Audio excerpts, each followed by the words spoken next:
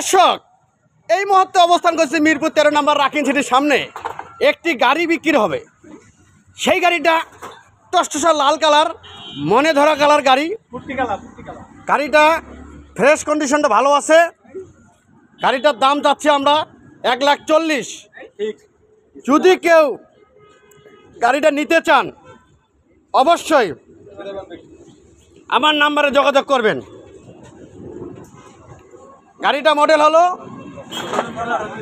17 model, 18 registration এবং গাড়ির serial